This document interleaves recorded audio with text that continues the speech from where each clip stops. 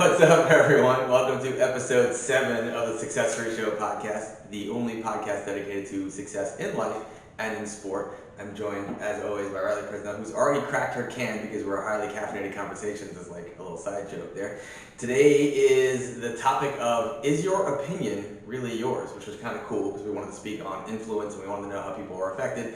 And that's something that often happens in our social media culture, where you see somebody else's opinion and take it on as your own without actually doing any research of your own, and you form a very strong and emotional opinion based on something that you really have no idea about anything. Before Riley talks, just an example of that. I'm going off on a tangent here. You love Lifter X hates Lifter Y, Lifter X says Lifter Y is an asshole, so you're like, yeah, Lifter Y is an asshole. Yet you've never even met Lifter Y on your own, you've never had a single conversation with her, but you're a big fan of Lifter X, who you've probably also never even met, but you follow him on social media, therefore you hate Lifter Y because Lifter X does. That's not your opinion. So Lifter X has influenced you to believe a certain thing without ever actually doing any self-discovery of your own. You are, in essence, a sheep. And that's okay. Lifter X kind of sounds like an asshole. Have you met him? Or are you just listening to Lifter Y? I'm just basing off of your influence here. Right? Seriously, so right? Lifter X sounds like an asshole. Well, you never really know someone's personalities or opinion. Not everyone is meant to get along or understand things. And this really comes down to so many more things besides just sport. This can come down to financial opinion, political opinion, religious opinion, morals, what's good, what's right, what's wrong. We should always be having critical thought and what's important to us and self-discovery instead of just blindly following along with somebody else's opinion. It's okay to seek out information. It's not necessarily okay, in my opinion, to follow along blindly without doing any self-discovery or research of your own, because that's not really your opinion, that's somebody else's. And you've just basically given that person all the power they ever want over you and can tell you what to do and what to say and how to act and how to be, without ever choosing your own identity because you are influenced by that person. Yeah, well, this is essentially like cognitive dissonance, right? To where you just seek out information that reaffirms your old information and reaffirms what it is that you believe. So you follow people that are exactly like you. You base your life around people that you look up to, or you base your friend group off of people that only agree with you rather than people that will challenge your thinking. We won't get into religion or politics in this because that's a big no for me. I just won't get into that. Taboo. I just won't, because people are way too emotional when it comes to those things, and generally can't accept someone else's viewpoint if it's not exactly theirs. But I can actually speak from the lifting kind of perspective that we talked about, like Lifter X and Lifter Y. I can actually kind of speak on that from... I feel like we're in high school algebra. Yeah. If X equals Y, how do you find Z? Solve for X, please. Yes. I can actually speak on this from personal experience, because I feel like when I came into the sport, I was pretty heavily influenced by specific people. And, it's partially my fault as well as the other person's, because in the beginning, rather than seeking out my own information or getting to know people that I wasn't being told were bad or something, I didn't do those things. I didn't seek out brand new information, or I just blindly decided that I didn't like someone because my original friend group in powerlifting didn't like them. And that's my fault for doing that. I've learned a lot recently that people are definitely not what they seem to be online. Majority of the time when you meet someone in person, they can't live up to who they pretend to be on the internet, and that's a big red flag for me in general. I don't like to align myself with people who have to pretend to be a certain way online but can't live up to that in person. But it is crazy to me how people can be so influenced by someone that they've never met. Sure. You're scrolling through their social media feed and Lifter X tells you that they hate this thing because it's stupid because of this reason, and you're like, yeah, I hate that too. But you never hated that, you never thought about that before, you never took that viewpoint before until you read that caption, or you listened to that person's video, or whatever it is that they posted. You read that and you're like, yeah, me too. Why do we do that? You can like someone and you can respect someone and you can look up to someone who doesn't have all the exact same thoughts and beliefs that you do. If anything, that makes you better. I'm always looking for something. We were just talking yesterday about taking like mentorship classes. Sure. And how I'm interested in a lot of mentorship classes because I'm interested in what other people have to say that don't directly align with what I think, because that's how you challenge yourself, that's how you get better, that's how you improve your way of thinking, because someone can teach you something that you never thought of before, and it like wildly impacts your training or your coaching or your business or whatever. But then you can also learn something on how not to do it as well. Like, you know, this thing didn't work for this person, so this won't work for me. Or, oh, this thing worked for this person, but the way that I would have to apply it isn't feasible for my training, my work, my whatever. So I think that it's important to always diversify your feed, basically. So your social media should be diverse. Your reading should be diverse. It should not all just reaffirm what you already think and give you that cognitive dissonance. I'm gonna crack open this cotton candy bag. I don't think you need it. I need it. I mean, I don't need it, I want it, but I deserve it. It's for me. But I'm gonna crack open and get the caffeine going. He deserves it. So I can dig into this, because you brought up an interesting topic that not all influence is positive. And we all, if you've paid attention to 7 episodes now, you know how much I love different quotes, but there's the quote that the only difference between a genius and a fool is a genius learns from the fool's mistakes. And one of the big things we were discussing when we were discussing things about this topic in this podcast is how much we've learned what not to do by certain, when you can use the word negative, but negative influences versus positive influences. So you choose to not match behaviors or attitudes or tone or opinions. And often we are assuming that everyone who influences us in a positive way. We did ask a question on our story, who has influenced you the most and why? And everyone who responded, for the most part, I believe, responded with a positive influence. And when both of us talk about it a little bit, one of the first things we brought up was a negative influence who taught us how not to be, which I thought was interesting, is not necessarily we're different or better than everybody else, but we had a different perspective of, you know, somebody who influenced us tremendously had influenced us in a negative way. We wanted to make sure that we did not emulate that behavior, and we were better than or different than or cared more than that person or that influence. Mm-hmm. So it's really important to understand what influence is, and it's someone who can guide, shape, or mold your actions or behavior, and they can have a lot of power over you if you give it to them. And that can be positive or negative, that's subjective, but you know, you have to decide how to use that influence. So like Riley was just talking about, she was looking at certain mentorship programs that are related to her field but not necessarily in her field, because it would create critical thinking skills which would help her in her necessary field. And that's really the key, is are you critically thinking about the subject? Are you critically thinking about the topic? And how is it something that's going to move you further along towards your individual goals? For simplicity's sake, someone, especially in powerlifting, everyone can relate to this, you know, everyone's like, box squats are terrible for the raw lifter. It's like, okay, so that's someone's opinion, and for the majority of opinions, that's true if you're taking it out of context of box squats done to the multiply geared style of sitting all the way back, sitting wide stance, because we don't squat that way. We don't come out of the hole with our hamstrings and glutes that way. It's a different pattern.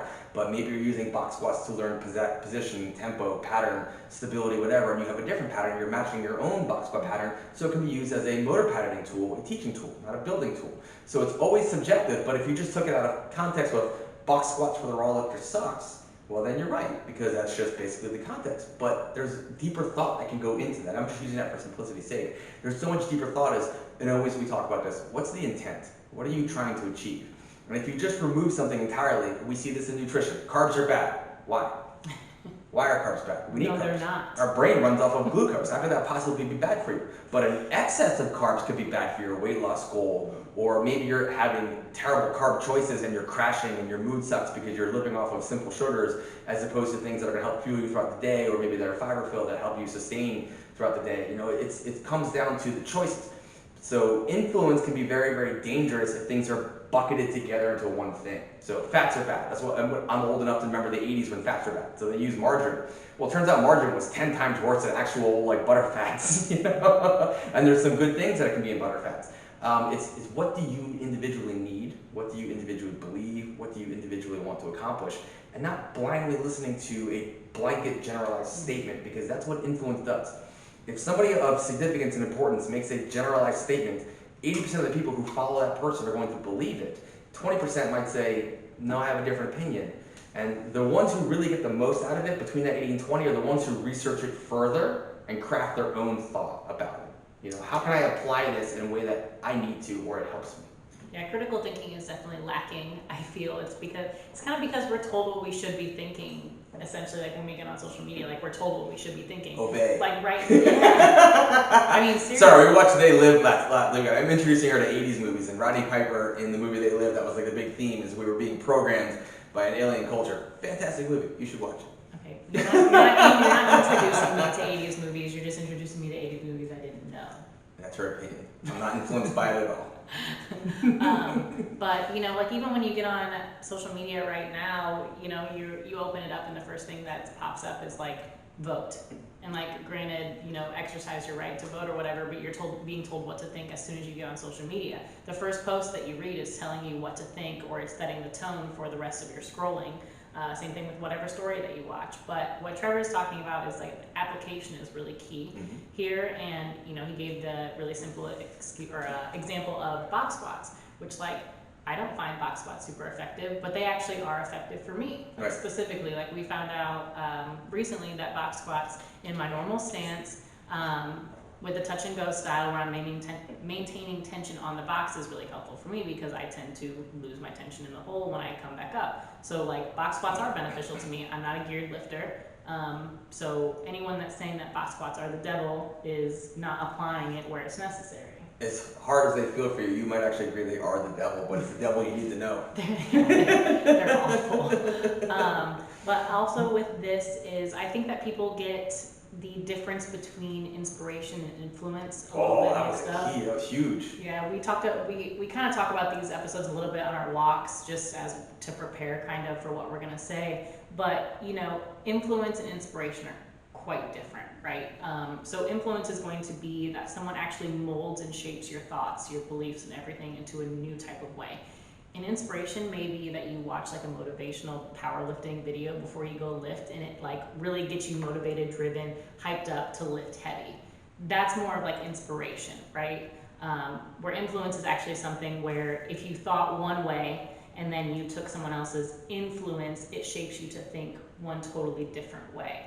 So I think that's what gets lost with these answers a lot, is that people are just saying like, oh, my favorite sports X lifter, whatever, football player, whoever, they influenced me. Well, did they make you think any differently, or did they just make you want to lift better? Right. That was one of the answers that came through. Somebody had mentioned, actually, I have here Brian LaRouche, and let me see. Somebody had mentioned Brian LaRouche and Steve Gentile. They are the definition of discipline, perseverance, and grit. And that's not necessarily influence. That's not a wrong answer. What it's influence, it's inspiration. Both of them had overcome significant health issues and are still lifting. That's inspiration. That is not influence. If you chose to lift exactly as Brian LaRouche did, that would be influence. If you followed his exact program, his exact style, he has influenced the way you train. But if the fact that they've overcome some significant health issues and that inspires you, that is inspiration. It's a little bit different. They're closely related because sometimes people who inspire you end up becoming your influencers because you follow them, you learn from them, you understand them. But it's not actual influence, it's inspiration. And influence doesn't always have to be that you think exactly their same way. Like in psychology, Freud is looked at for most psychology information. And he had a very unique take on things. And he had a lot of understudies. And there are other psychologists like Skinner and Adler who maybe took inspiration from him, but they were slightly influenced by him, but they were able to create their own type of thought process behind psychology. So that's a way that influence can be positive too, is that you're not just necessarily blindly shaping your thoughts into someone else's. Like these other psychologists saw Freud and were like, this guy's crazy. He has a lot of really weird takes. So they developed their own based off of what they didn't like about his. So I think Trevor mentioned earlier that influence doesn't always have to be positive or negative. It can kind of just exist as well. Right. And I had a coach reach out to me this morning. One of the things when I woke up, there was a text message from a fellow coach asking about how I structure my day. He's really struggling with it. And so I wrote out literally my entire day, hour by hour, and how I put things together. And he was really appreciative. And he's like, man, that makes so much more sense. I could probably follow something similar to this and just with my own structure. And that would be more of influence. I influenced him to organize and structure his day. He was inspired by how much I got done. So you see how they tie together. Your inspiration often becomes your influence over time if you follow along. But that was just an example of somebody needing direction. and I was able to influence how to direct his life in a way that was more productive for him, and so forth. Whereas inspiration, we get a lot of letters of, it's so great to see you lifting, it's so great that you show your misses and your makes and your highs and your lows, the whole nine. That's more inspiration, you know, it's a little bit different. But I want to talk about negative influence specifically, because that's something that was big on your part, because you know, you just did a podcast, you did the trigger warning podcast, and they were talking about how you learned so much in a short period of time, and you kind of touched on that once you realized your initial influence probably influenced you in a negative way, you sought out information from so many other sources where you were kind of shielded from that initially, and that exponentially increased your growth, you know, in a short amount of time, because you began to look for so many other sources instead of just trusting one blindly. Yeah. You want to speak on that real quick? Yeah, so, you know, I came into the sport learning conjugate specifically, which I still love conjugate. I think it's great. Once again, application is key. Please do not be a jerk about it, because any modality will work as long as you apply it in the right way. So when I came in, I was taught one specific way of conjugate, and I was also taught one specific way of how I should view powerlifting, right? Which was it was a very dogmatic approach by the people that I was brought into powerlifting by, and it was very negative.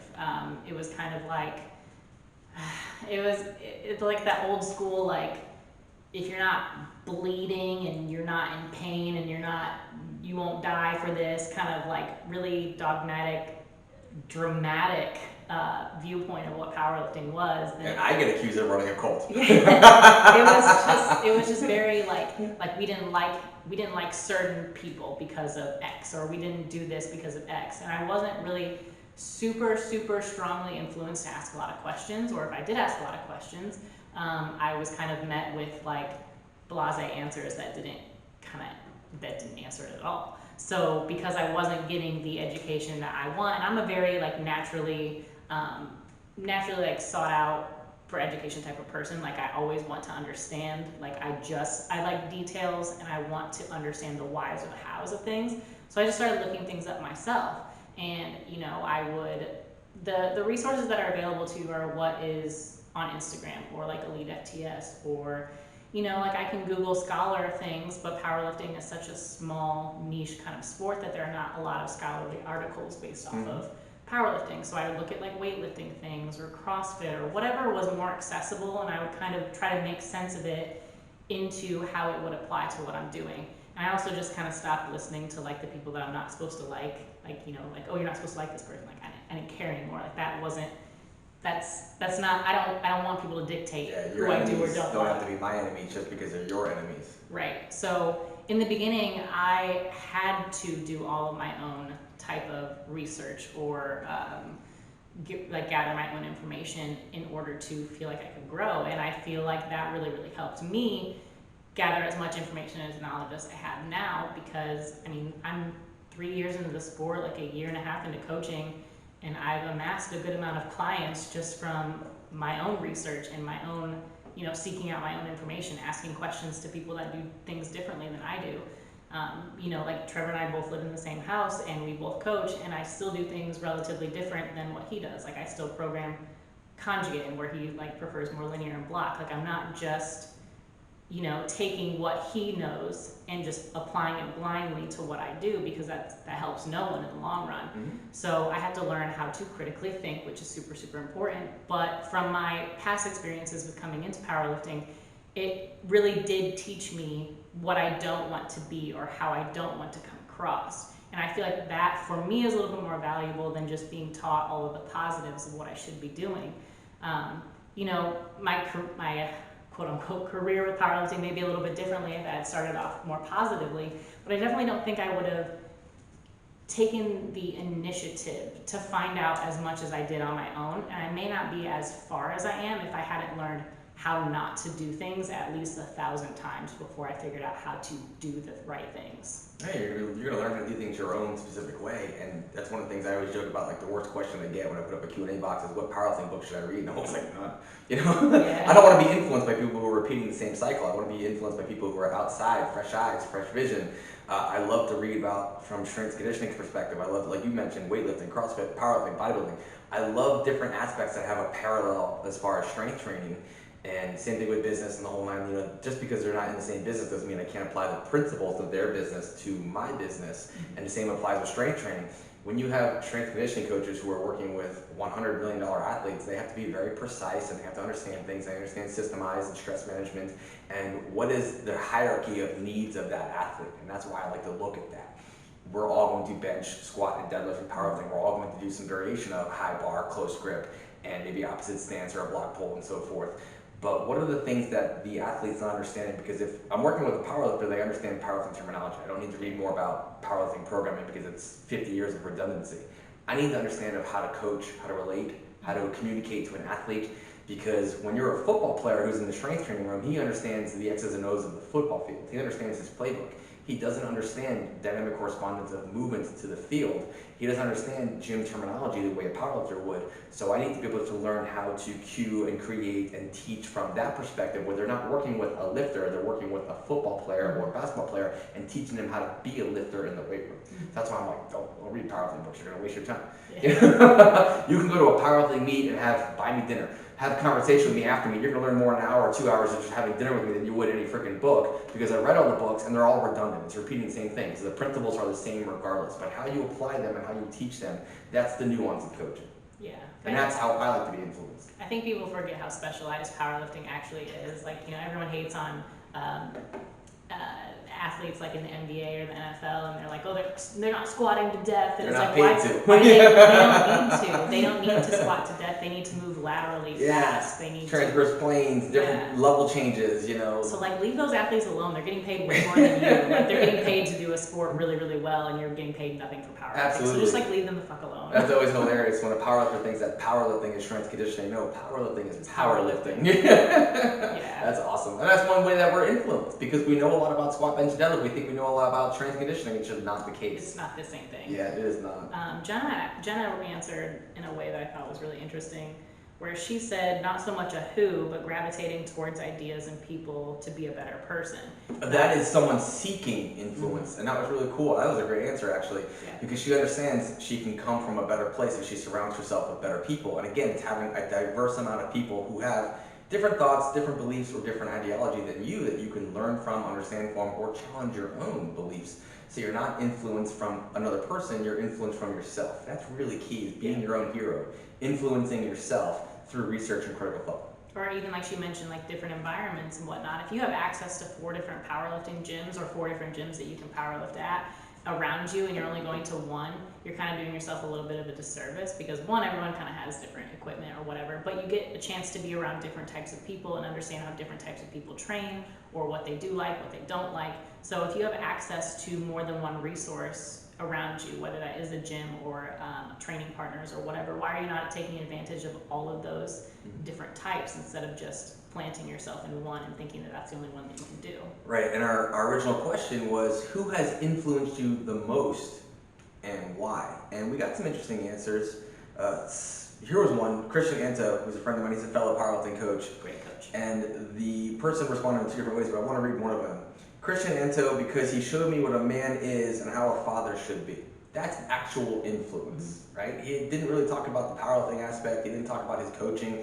He talked about how he acts as a man in life and how he raises his kids, which, if you know Christian Ento, he stepped into an instant family. He married into a family that already had kids and raises them as their own and treats them as his own. That's how a man should be. That's how a father should be. So I thought that was a really awesome example. And kudos to Christian, and kudos to DDOBY22_. That was a great answer, because that's someone who influenced you and how you want to live your life. That is true influence. And I don't know who influenced you in a positive way. I'll just speak on 2 real quick. I was influenced by my stepfather, Rob. He taught me what work ethic in the gym was. I mean, we used to leave the gym when I was 14, 15, 16, crawling out with literally, he taught me how to squat until I couldn't, how to push past pain barriers, because if you were in sport and you're in powerlifting, there's a lot of pain that comes with that pleasure. So when you win, it's pleasurable. When you don't win, it's painful, but the process is also very, very painful. So he taught me to go beyond that mental aspect of when it hurts, you don't quit. When it hurts is when you're just starting, which is kind of like the Muhammad Ali philosophy. Is like, I don't count reps until it starts burning. Which is always kind of like how my stepfather Rob was, like, you don't count reps until it starts burning kind of philosophy. Like, okay, you got 12, there's no reason to believe you can't get 15 if you keep trying. So I would. And that was the gym work ethic I learned from him, which was really awesome. He took me on as a young age and treated me like his own son and taught me how to lift. which I've gone beyond that, but he influenced me to teach others because he didn't have to do that. He took a lot of his time, 6 days a week, to do that for 2-hour workouts, which all brutally hurt. And the other was one of my former training partners, Mike, and I'll speak vaguely here because he wasn't always legal in what he did, but he had a hustle mindset like I'd never seen or met before. I wasn't taught financial education from my family. Many of them lived in credit debt and filed for bankruptcies and the whole nine. And Mike taught me that you only have so much energy, that you need to value your time exponentially, and I should be charging for my time. So he was one of my training partners. He owned a gym there. He now owns multiple grow houses in California. He's a very, very successful businessman. But he was the kind of guy, like, we'd go out back and work out. He had things that fell off a truck in his car, rifles, guns that were not legal. And be like, you want to buy one of these? And he's like, I'm like, no. But he taught me that you maximize every opportunity you have and you value your time, because if you don't value your own time, nobody else will either. You know, I was running myself ragged back then and giving out so much of my time of programming people for free, coaching people for free, and anything. He's like, what do you get for that? I'm like, I don't know, satisfaction. He goes, is satisfaction putting food in your son's mouth? I was like, woo.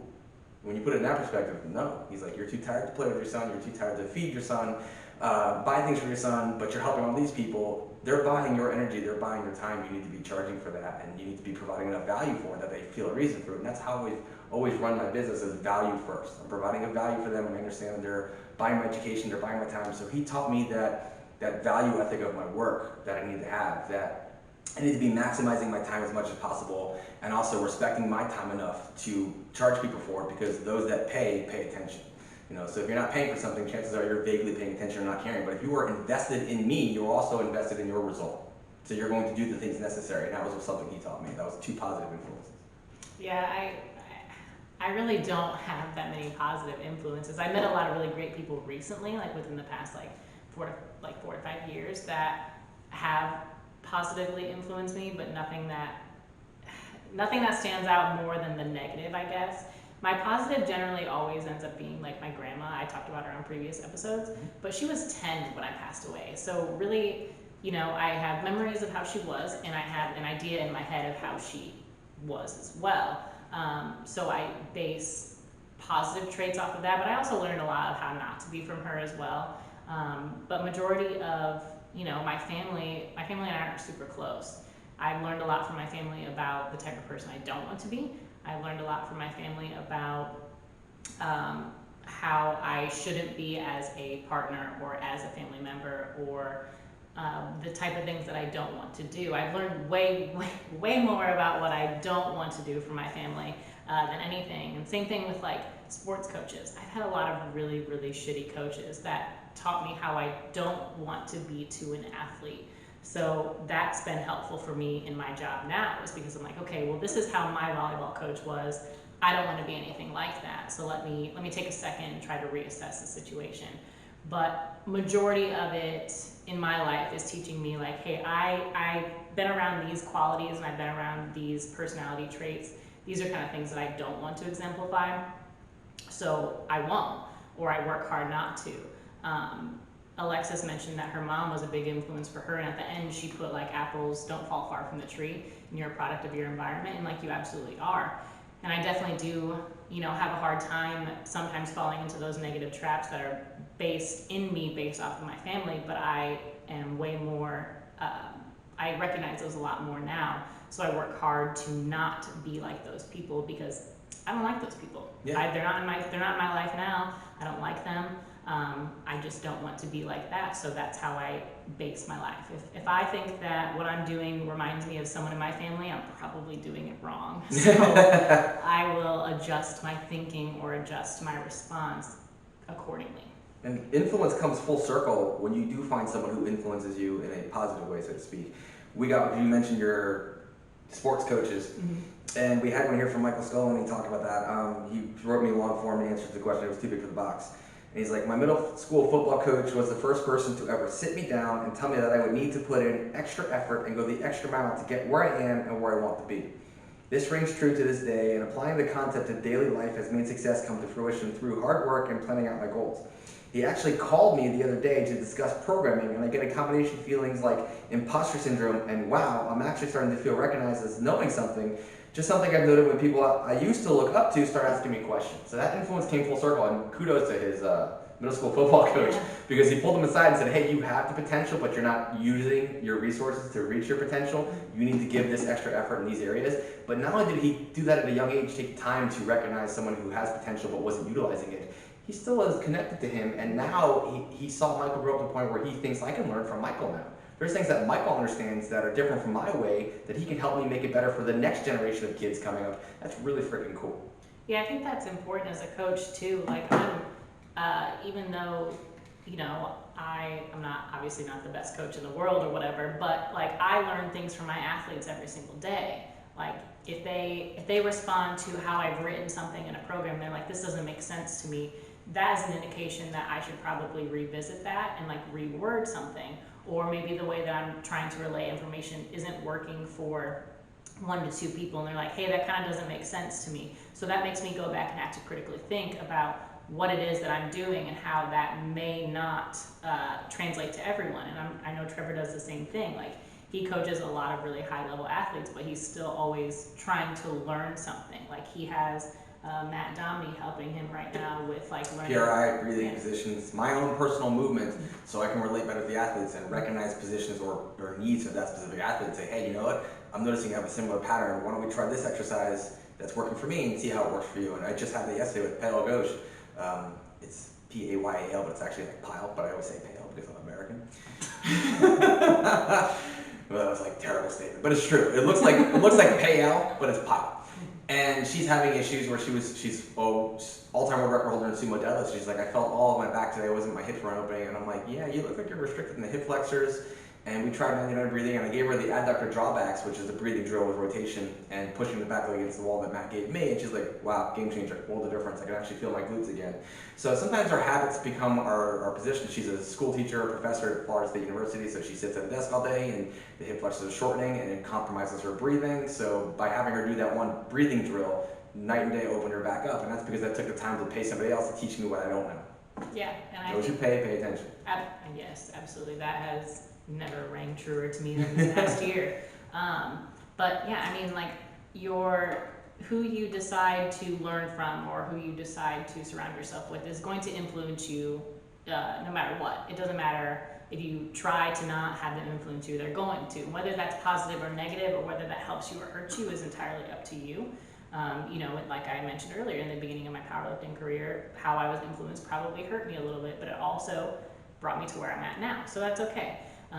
Like Trevor is being positively influenced right now by someone else who's teaching him new things. So how you're allowing the people around you and how you're allowing the voices that you're reading or the voices that you're hearing on social media really dictates how you go forward with the information. So once again, application is key. Always make sure that whatever information that you're applying to yourself actually applies to you and can help you. And also make sure that you are understanding what it is that you're agreeing to shape your beliefs around.